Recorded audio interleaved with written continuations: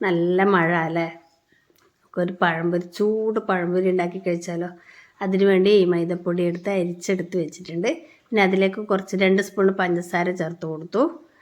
കൂട്ടിന് കുറച്ച് ഒരിളം മധുരം വേണം, എന്നാലേ പഴംപൊരി ടേസ്റ്റ് ഉണ്ടാകും. പിന്നെ ഒരു നുള്ളു ഉപ്പ് ചേർത്ത് കൊടുത്തു.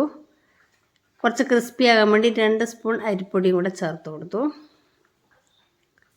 എല്ലാം കൂടെ ഒന്ന് മിക്സ് ചെയ്തു. പിന്നെ പഴംപൊരിക്ക് നല്ലൊരു കളർ കിട്ടാൻ വേണ്ടി ഒരു നുള്ളു മഞ്ഞൾ പൊടിയും കൂടെ ചേർത്ത് കൊടുത്തു. എല്ലാം കൂടെ മിക്സ് ചെയ്ത് കുറേശ്ശെ വെള്ളം ഒഴിച്ചിട്ട് കലക്കിയെടുക്കുക. പഴംപൊരിയുടെ കൂട്ടേ ടൈറ്റായി മുറുക്കായിപ്പോയാൽ കുറച്ച് ടഫായിരിക്കും. അധികം ടഫാകാനും പാടില്ല, അധികം നേരിയ തീരെ ലൂസാകാനും പാടില്ല, അധികം കട്ടിയാകാനും പാടില്ല. ഈ പാകത്തിലൊന്ന് കലക്കിയെടുത്ത് വെച്ചു. പഴം അരിഞ്ഞെടുത്ത് വെച്ചിട്ടുണ്ട്. 3 നേന്ത്രപ്പഴം എടുത്തായിരുന്നു. അപ്പോൾ വെളിച്ചെണ്ണ ഒഴിച്ച് ചൂടാകുമ്പോൾ തിളച്ചതിന് ശേഷം പഴം ഇട്ടിട്ട് പൊരിച്ച് കോരുക.